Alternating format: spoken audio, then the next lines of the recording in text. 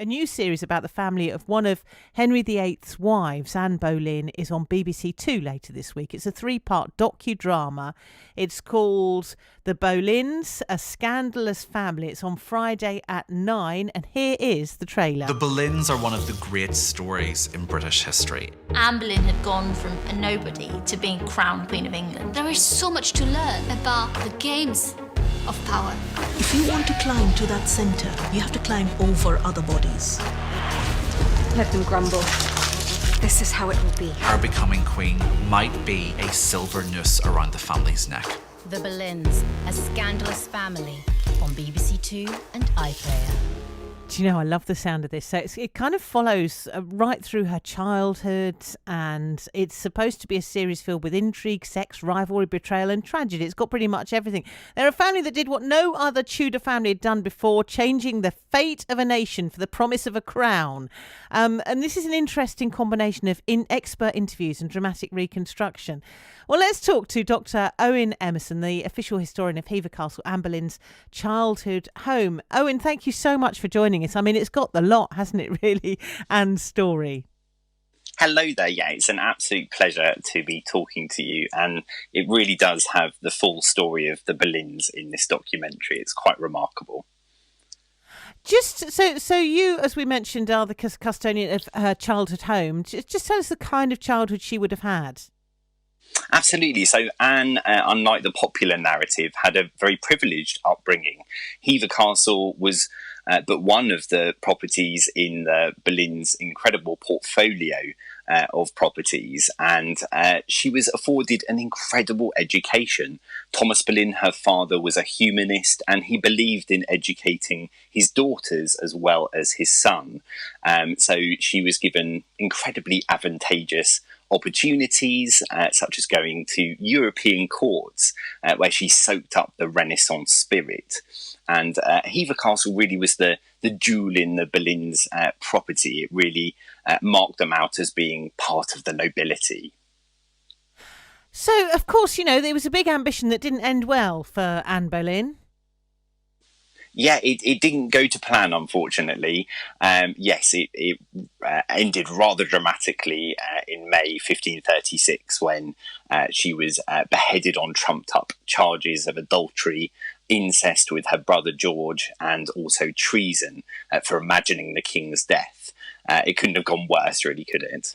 No, absolutely. I love the idea of this programme where it's very much focusing on the Boleyn family themselves and the intrigue that went on within the family, because of course she's known as part of the royal family, as one of the Henry VIII's wives, but actually looking at the story of how she got there is fascinating. It really is, and this part of the story hasn't really been told in this way before.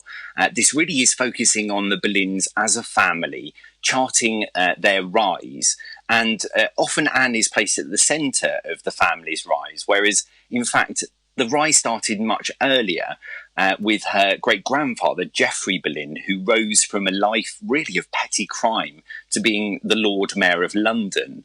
The Boleyns rose through their acumen, but also through incredibly advantageous marriages into the nobility. So this is really telling the story from the start, in a way, that hasn't been done before. And it's a really compelling story. Often the Boleyns are portrayed as being puppeteers of the children in their lives, particularly the daughters.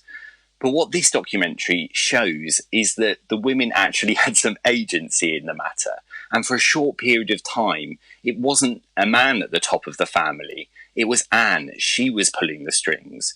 And by liberating, really, the Boleyn men from this trope of them being puppeteers, we actually give some agency back to the women of the story. And I think that's really important. It highlights how what a ruthless world this was, though, because, of course, she dazzled the king, and when he wanted her, it was all well and good. But then, you know, he had his eye on somebody else. She didn't give him the son that he wanted, and that was pretty much it. Yeah, absolutely. I mean, this is an incredibly cutthroat society, and in particular at the court. And I think it's also imbued with a notion that is perhaps unknown to us now, courtly love. Anne's role was to almost flatter Henry's male courtiers. So it really sowed the seeds of her own destruction, her having to play a part in this performative act of chivalry. So it was very easy to undo her because she was doing the right thing.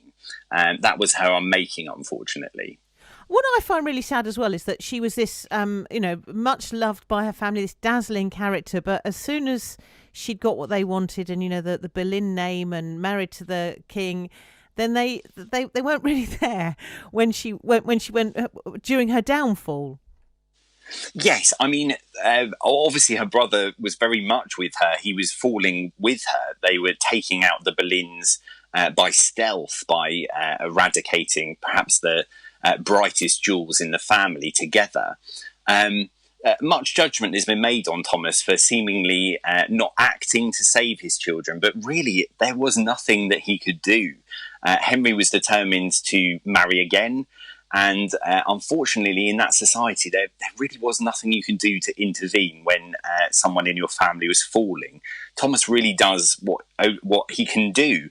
He's trying to save the rest of his family, so he retreats to Hever Castle, pulls that drawbridge up, and really hopes to survive the winds that snatch his children away from him. It's a really appalling situation. It's interesting as well, because if we were asked to name Henry's wives, I think Anne Boleyn is one of the wives that all of us will remember. She's that's the story that we remember from our history lessons at school. Yes, absolutely. And I think there are a number of reasons for that. Obviously, her end was incredibly dramatic, and that's part of it. But what I think we're increasingly seeing now is how brilliant she was. This was a keen politician in her own right. She had a wonderful mind. She loved learning. And it was Anne that was able to solve Henry VIII's great matter. Cardinal Wolsey, Henry's trusted right-hand man, hadn't been able to do that. It's Anne who takes it upon herself to present the king with heretical texts that people have been burnt for possessing. This is a really radical individual and a woman carving out her own existence in a really male-dominated patriarchy. I think that's what makes her incredibly fascinating, and this documentary really gets that across. Yeah, great Friday evening viewing. Really good to talk to you. Thank you so much for joining us on the programme. Dr. Owen Emmerson there.